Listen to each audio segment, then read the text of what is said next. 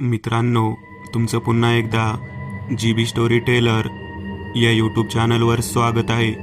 आजच्या आपल्या गोष्टीचं नाव आहे तीनचा भयानक प्रहर. लेखक दामोदर राईकर. पण गोष्ट सुरू करण्याआधी जर कोणी या चॅनलवर पहिल्यांदाच आलेले असाल तर त्यांनी ह्या चॅनलला सबस्क्राईब करायला विसरू नका. चला तर मग अजिबात वेळ न घालवता गोष्टीला सुरुवात करूया.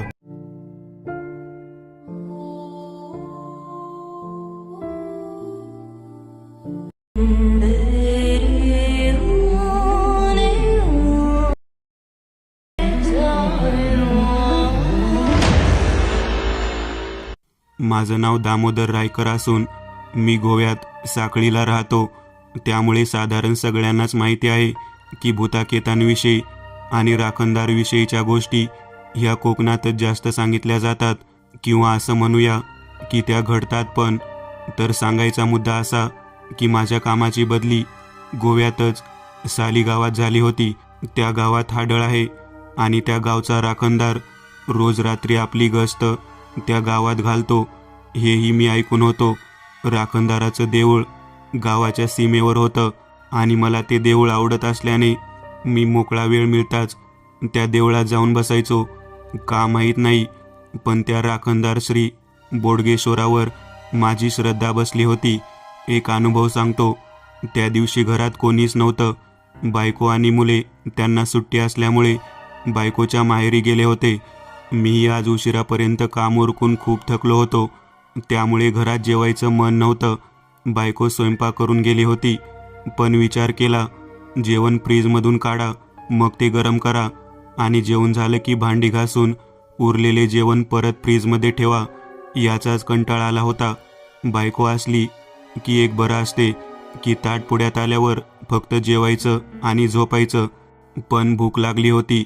म्हटलं आज हॉटेलात जाऊन मस्त नॉनव्हेज जेवूया. तसंच दाराला कुलूप केलं आणि बाहेर निघालो. हॉटेल 10-12 मिनिटांवरच असल्यामुळे गाडी न घेता चालतच जाण्याचा निर्णय घेतला. रस्त्यावर वर्दळ नव्हती. तशी गावात रात्री 8 नंतर वर्दळ फार कमीच असते, कारण कोकणी माणूस रात्री 7 नंतर जरुरी काम असेल तरच घराबाहेर पडतो. पण बाहेरून आलेल्या रोजंदारीवर काम करणाऱ्या कामगारांची रात्री 10 पर्यंत तरी वर्दळ असते. पण त्या रात्री का कुणास ठाऊक त्या कामगारांचीही जाग नव्हती. रस्त्यावरून चालताना फक्त माझ्या चपलांचा चर चर असा आवाज ऐकू यावा इतकी भयान शांतता होती. घरांची दारे नेहमीप्रमाणे 8 वाजून गेल्यामुळे बंद झाली होती. प्रत्येक गावात मिनमिनणाऱ्या दिव्यांप्रमाणे रस्त्यावरचे दिवे फक्त मिनमिनतच होते. पण आज का कुणास ठाऊक सारंच काहीतरी भयानक वाटत होतं, म्हणून झपाझप पावले उचलायचा प्रयत्न करत होतो. हॉटेल नाक्यावर असल्यामुळे तिकडे थोडीशी लोकांची वर्दळ असते. कधी एकदा हॉटेलमध्ये पोहोचतो असे झाले होते. झक मारली आणि चालत आलो, म्हणून स्वतःला 4 शिव्याही घातल्या होत्या. तेवढ्यात आमची घरे संपून आमचा नाका आणि गाव यात मध्ये एक रस्ता लागतो. दोन्ही बाजूला दाट झाडे आणि किरळ शांतता. आता हॉटेल आणि माझ्यात फक्त या रस्त्याचा अडथळा होता, म्हणून पटापट पाय उचलत होतो. चालता चालता रस्त्याला लागून असणाऱ्या एका पडीक जागेत असणाऱ्या पडीक विहिरीवर सहज लक्ष गेलं. ही विहीर गावापासून थोडी बाहेर असल्यामुळे कित्येक बायका आणि पुरुषांनी आपल्या आपल्या समस्येला कंटाळून या विहिरीत आपला जीव दिलाय हे ऐकून होतो. त्यामुळे या विहिरीकडे गावातील कोणीच फिरकत नसे. पण अचानक माझं लक्ष त्या विहिरीकडे गेलं आणि बघतो काय तर एक पांढरे शुभ्र पातळ नेसलेली स्त्री, मोकळे लांब सोडलेले केस, हातात हिरव्या बांगड्या आणि कपाळावर भलं मोठं कुंकू लावलेलं मला तिच्याकडेच बोलावत होती. पण मी मानेने नकार देताच ती थैथयाट करू लागली आणि माझ्या दिशेने येऊ लागली. ते पाहताच मी मात्र धूम ठोकली. कदाचित सुटलो तिच्या कचाट्यातून हा विचार केला. हॉटेलमध्ये पोहोचलो आणि सुदैवाने माझ्या शेजारी राहणारा मित्र मला तिकडे भेटला. मी जेवताना त्याला माझा येतानाचा सगळा किस्सा सांगितला. त्यावर तो म्हणाला की होय, मी माझ्या वडिलांकडून असं ऐकलंय की प्रत्येक अमावस्येला खूप जणांना हा अनुभव आलाय आणि कित्येक जणांनी घाबरून आपला जीवही गमावलाय. नशिबाने तू तिच्या जवळ गेला नाहीस म्हणून वाचलास. आम्ही दोघे जेवलो आणि हॉटेल बाहेर आलो. त्याने मला त्याच्या गाडीने घरापर्यंत सोडलं आणि तो त्याच्या घरी निघून गेला. मी दार उघडलं आणि घरात आलो. लगेच झोपायला गेलो. बराच वेळ झोप लागत नव्हती, कारण डोळ्यासमोर त्या स्त्रीचा चेहरा दिसत होता. थोड्या वेळाने झोप लागली आणि रात्री 3चा ठोका घड्याळात पडला. त्या आवाजाने अचानक जाग आली आणि बाहेर कुत्रे रडण्याचा आवाज यायला लागला. तसे ते रोजच रडत, पण आज काहीतरी भेसूर रडत होते. त्यात एका बाईचा यातना झाल्याप्रमाणे विवळून रडण्याचा आवाज येत होता आणि क्षणाक्षणाला तो वाढतच चालला होता. काय होतंय म्हणून खिडकीजवळ जाऊन खिडकी उघडली, पण कसली जाग नव्हती बाहेर. म्हणून परत अंथरुणावर येऊन पडलो, पण खिडकी बंद करायला विसरलो. आजची रात्रच वाईट होती माझ्यासाठी. डोळे बंद करणार इतक्यात खिडकीवर काही धाडकन आपटल्याचा आवाज आला. उठून बघितलं तर काहीच नाही. परत डोळे बंद करणार इतक्यात परत तोच आवाज. आता म्हटलं खिडकी बंद करूया असा विचार केला आणि खिडकी बंद करायला उठलो आणि बघितलं तर तीच विहिरीवरची स्त्री पुन्हा माझ्या खिडकीवर उभी राहून मला जवळ बोलावत होती. आता मला दरदरून घाम फुटला होता. मी परत मानेनेच तिला नकार देताच ती चिडली आणि आपलं तोंड उघडलं. त्यातून 2 सुळे बाहेर आलेले मी पाहिले. काय करावं काहीच सुचत नव्हतं. तिने आता आपले दोन्ही हात माझ्या बाजूने सरकवायला सुरुवात केली आणि ते दोन्ही हात माझ्या दिशेने लांब होत असल्याचे मला जाणवायला लागलं होतं. मी मागे मागे सरकत होतो आणि तिचे हात माझ्या जवळ येत होते. एका क्षणाला तिचे हात माझ्यापर्यंत पोहोचलेच होते. आता सगळं संपलं असं वाटलं आणि तेवढ्यात ते हात मागे मागे जाऊ लागले आणि तिची जोरदार किंकाळी ऐकायला आली. पाहतो तर एक पगडी घातलेला आणि धोतर नेसलेला, हातात मजबूत सोटा असलेला आणि जवळजवळ 6-6.5 फूट उंची असणारा भारदस्त कोणीतरी माणूस तिची मानगुटी पकडून होता. त्याच्या चेहऱ्यावर एक वेगळंच तेज होतं. ती त्याच्या तावडीतून सुटण्याचा केविलवाना प्रयत्न करीत होती. मग तो तिला म्हणाला, पुन्हा माझ्या इलाक्यात आलीस तर जाळून टाकीन. माझ्या भक्तांना त्रास नाही करायचा. माझा भक्त आहे तो आणि माझ्या भक्तांना झालेला त्रास मी नाही सहन करणार. तू तुझी सीमा ओलांडली आहेस. माझ्या इलाक्यात यायची हिंमत केली आहेस तू. तुला आता मी नाही सोडणार. जा, तुला आज मी या मृत्यूलोकातून मुक्ती देत आहे. आताच्या आता इकडून चालती हो, नाहीतर तुझं काय होईल ते तुला ठाऊकच आहे. पुन्हा या गावात आलीस तर गाठ माझ्याशी आहे. तिने गयावया करत त्याची अट मान्य केली आणि परत कधीच या गावात कोणाला त्रास करणार नाही असं म्हणाली. हे ऐकताच आणि तिने त्याची अट मान्य करताच त्याने आपला पंजा तिच्या मानेवरून ढिला केला आणि तिला सोडली आणि ती या गावातून हद्दपार झाली. मी त्या सत्पुरुषाचे माझे प्राण वाचवल्यामुळे आभार मानले, नमस्कार केला आणि तोही मला आशीर्वाद देऊन अंतर्धान पावला. माझं मरण टाळलं होतं त्याने. या धर्तीवर जसे दानव आहेत तसा देवही आहे याची खात्री पटली होती मला. सकाळी उठलो आणि तडक कालच्या मित्राच्या घरी त्याच्या वडिलांना भेटलो आणि रात्रीचा माझ्याबरोबर घडलेला सर्व प्रकार सांगितला. त्यावर ते म्हणाले की आज 100 वर्षांपासून ती स्त्री प्रत्येक 5 वर्षांनी एकदा प्रत्येक अमावस्येला कुणाला तरी आपला बकरा बनवते आणि घाबरवते.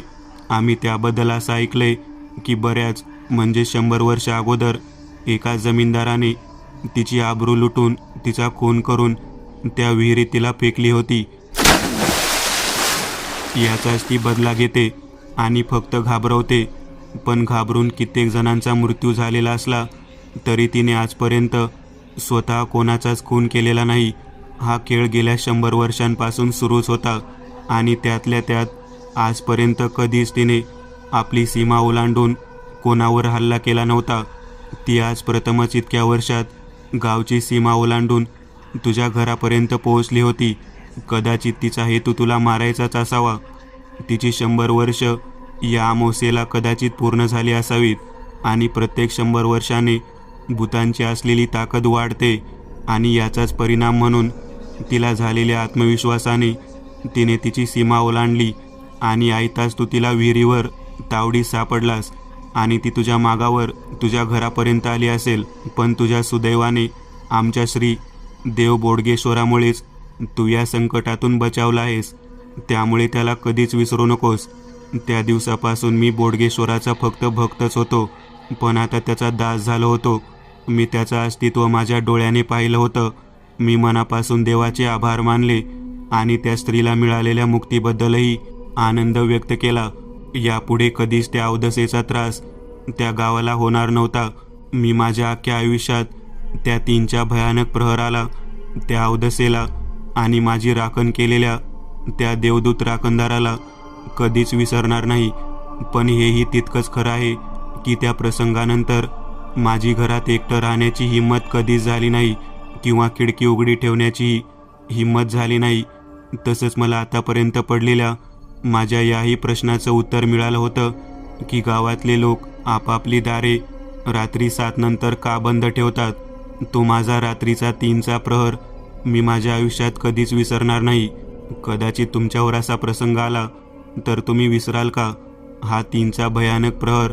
रात्रीस खेळ चाले, दिवसाही वाईट खेळ चालतच असतात, पण रात्रीचे चालणारे खेळ हे फार भयानक असतात. याचा एक अनुभव तुमच्याबरोबर शेअर करू इच्छितो. ही दुर्दैवी घटना 2013 मध्ये घडलेली. माझा लहान भाऊ 2009 साली मुंबईत गव्हर्नमेंट सर्वंट म्हणून कार्यरत होता. स्वभाव एकदम भोळा आणि मायस असल्याने घरातल्यांपासून ते शेजारपर्यंत आणि नातेवाईकांपासून ते त्याच्या ऑफिसच्या स्टाफ मित्रांपर्यंत सगळ्यांचाच तो लाडका. कितीही चिंता किंवा दुःख असलं तरी चेहरा सदाच हसरा आणि आनंदी. पुढल्या 2 वर्षात त्याचं लग्नही झालं. माझी ट्रान्सफर दुसरीकडे झाल्यामुळे मी माझ्या फॅमिलीला घेऊन 10 वर्षांपासून आईबाबांपासून मजबुरीने आधीच वेगळा राहत होतो. पण भावाने सगळं व्यवस्थित सांभाळलं होतं. पण आता त्याचंही लग्न झाल्यामुळे आणि गव्हर्नमेंटचा क्वार्टर मिळाल्याने आईबाबांच्या परवानगीने तो आणि त्याची बायको तिकडे शिफ्ट झाले आणि इकडेच तो मोठी चूक करून बसला. त्याला जेमतेम तिकडे वर्ष झालं होतं. प्रत्येक शिमग्यात आमच्या गावची जत्रा असते आणि त्या जत्रेत सगळ्यांच्या घरात देवीचा कळस फिरतो. त्यामुळे इतर वेळी आमचे मुंबईत आणि मुंबईबाहेर कानाकोपऱ्यात पसरलेले चाकरमानी एकही जत्रा आणि दुसऱ्या गणेश उत्सवासाठी एकत्र गावी यायचेच. त्यामुळे आम्हीही गावी जाणार होतो. आईबाबा आणि माझी फॅमिली आम्ही एकत्र गेलो. भावाला अर्जंट काम असल्यामुळे तो दुसऱ्या दिवशी येणार होता. शिवाय 4 दिवसांनी त्याचा वाढदिवस असल्यामुळे तोही आम्ही गावी सेलिब्रेट करणार होतो. पण कोणालाच कल्पना नव्हती की एका रात्रीत इतकं काही भीषण घडेल म्हणून. ज्या दिवशी तो निघणार त्याच दिवशी रात्री कोणीतरी त्याच्या बिल्डिंगमध्ये फाशी लावून आत्महत्या केली. त्याच्या 2 दिवस अगोदरच त्याच्या समोरच्या फ्लॅटमधील त्याच्या मित्राची बायको 6 महिन्याची गरोदर असताना अचानक अपघात होऊन मेली होती. जेव्हा ह्या झालेल्या मृत्यूबद्दल भावाने आम्हाला कल्पना दिली आणि त्याची ट्रेन सकाळी 5:30ला सुटणार असं सांगितल्यावर त्याला सगळ्यांनीच परत होते की काही झाले तरी सकाळचे 3:30 होण्याच्या अगोदर कसंच दार उघडू नकोस किंवा घरातून बाहेर पडू नकोस, कारण मरणारे दोघेही आशेनेच मेले असतील. कारण पहिली मुलाच्या आशेने गेली आणि दुसरा गर्लफ्रेंडने धोका दिला म्हणून तिच्या आशेने मेला होता. त्यामुळे 12 दिवस त्यांची शांती होईपर्यंत त्यांचा चाळा त्या परिसरात असणारच. शिवाय 2 मृत्यू झाल्याने तिसऱ्याला न्यायच्या प्रतीक्षेत तो चाळा असणारच. भावाच्या बायकोच्या म्हणण्याप्रमाणे रात्रीपासूनच तो बेचैन होता. रात्रभर तो झोपलाच नाही. रात्री 2:30ला उठून आंघोळ करून कपडे वगैरे घालून 3पर्यंत हा गावी यायला तयार झाला होता आणि वहिनीला तयार होण्यासाठी उशीर होईल म्हणून घाई करायला सांगत होता. वहिनीच्या म्हणण्याप्रमाणे ती बाथरूममध्ये असताना अचानक तिला बाहेरचं दार उघडल्याचा आवाज आला. ती बाहेर येऊन बघते तर भाऊ दार उघडून बाहेर पडला होता. घड्याळात 3:05 झाले होते. आता ती घाबरली. तेवढ्यात भाऊ आत आला. त्यावरती खेकसलीच होती. कुठे गेला होता तितक्या रात्री? तुम्हाला बजावलं होतं ना की 3:30 वाजायच्या अगोदर दारही उघडू नका म्हणून, आणि तुम्ही तर चक्क बाहेर जाऊन आलात का? त्यावर तो म्हणाला, काही नाही ग, मला वाटलं आपली टॅक्सी आली म्हणून. हॉर्नचा आवाज ऐकला आणि खाली गेलो बघायला. त्यावर ती म्हणाली, मग मी कसा नाही ऐकला हॉर्न? आणि टॅक्सी तर आपण 4 वाजता बोलावली आहे, एवढ्या लवकरच कसा आला तो? अगं कोणी नाही आहे खाली. कदाचित मला भास झाला असेल. जा तू पटकन आवरून घे, एवढ्या टॅक्सी येईलच आपली. भाऊ आणि वहिनी दोघेही गावी आले खरे, पण कदाचित त्या चाळ्याने भावाला आपल्या जाळ्यात रात्री सोडून घेत त्याचा मृत्यूवेळ निश्चित केला होता. त्या चाळ्याने आपले रंग लवकरच दाखवायला सुरुवात केली होती. रात्री 1:30च्या सुमारास भाऊ अचानक किंचाळतच उठला आणि कानात काहीतरी गेल्याचं सांगू लागला. खूप प्रयत्न करूनही कानात काहीच दिसत नव्हतं. तसाच त्याला रात्री प्रथमोपचार केंद्रात नेला. तिकडे यावेळी शिकाऊ डॉक्टर असल्यामुळे त्याने काहीच न करता कानात घालायचा ड्रॉप आणि गोळ्या दिल्या, पण त्याच्याने त्याला आरामच नव्हता. रात्रभर तो कानात काही गेलंय म्हणून ओरडत होता, तडफडत होता. कशीबशी सकाळ झाली. त्याबरोबर त्याला जिल्हा इस्पितळात नेला. तिकडे त्यांनी त्याचा कान चेक केला, पण त्यांनाही काहीच मिळालं नव्हतं. त्यांनी काही औषधं लिहून दिली, पण तो ओरडतच होता की माझा कान कोणीतरी आतून खातोय. कदाचित या औषधांनी त्याला बरं वाटेल म्हणून त्याला घरी घेऊन आलो, पण त्याला बरंच वाटत नव्हतं. आणि आता तर डोकं दुखतंय म्हणून जमिनीवर आपलंच डोकं आपटायला लागला होता. त्यामुळे त्याच्या बायकोने त्याला परत मुंबईला नेण्याचा विचार केला. गावी उत्सव असल्याने तुम्ही इकडेच राहा, मी यांना घेऊन जाते मुंबईला आणि तिकडच्या हॉस्पिटलमध्ये दाखवते म्हणाली. नाही हो करता करता ती त्याला मुंबईला घेऊन गेली, पण तिथून तो परत कधी आलाच नाही. आम्ही कशीबशी जत्रा उरकली आणि मुंबईला पोहोचलो. तो हॉस्पिटलमध्ये ICUमध्ये व्हेंटिलेटरवर होता. डॉक्टरांनी त्याच्या कानाचं ऑपरेशन करून त्यातून एक टोळ असल्याप्रमाणे काळा जीव काढला होता, ज्याने त्याचा अख्खा कान खाऊन त्याच्या मेंदूलाही इजा केली होती. डॉक्टरांनाही प्रश्न पडला होता की एवढा मोठा जीव याच्या कानात गेला तरी कसा? त्यानंतर बरोबर कानात तो जीव जाण्याच्या घटनेपासून 13व्या दिवशी भावाने आपला प्राण सोडला आणि आम्हाला सोडून स्वर्गवासी झाला. आम्हाला आता कळून चुकलं होतं की एक छोटीशी केलेली चूक घरातून रात्री 3:30च्या अगोदर बाहेर पडून केली होती. ती त्यालाच काय तर आमच्या अख्ख्या परिवाराला महागात पडली होती. आमचा लाडका भाऊ आम्हाला या जगात परत कधीच भेटणार नव्हता. आता फक्त तो आमच्या आठवणीत उरलाय, इतकंच. रात्रीच चालणारा खेळ आयुष्यात काय वादळ आणेल ते कोणी सांगू शकत नाही. त्यामुळे या खेळापासून थोडं लांबच राहिलं पाहिजे. मित्रांनो, आज पुरतं एवढंच. तुम्हाला जर काही गोष्ट आवडली असेल तर नक्की लाईक करा. तुमच्यापैकी बरेचसे जण व्हिडिओ लाईक न करताच पळून जातात, पण हा जर व्हिडिओ तुम्ही लाईक केला तर मला जरा बरं वाटेल आणि असेच भारी भारी व्हिडिओ बनवायची माझ्यात एनर्जी येईल. त्यामुळे नक्की लाईक करा. आणि अजूनही कोणी या चॅनलला सबस्क्राईब केलेलं नसाल तर लगेच सबस्क्राईब करून टाका. आणि बाजूची घंटी ती मात्र दाबायला विसरू नका. देवाची घंटी आहे ती. चला तर मग पुन्हा भेटूया अशीच एक आगळी वेगळी गोष्ट घेऊन पुढच्या भागात.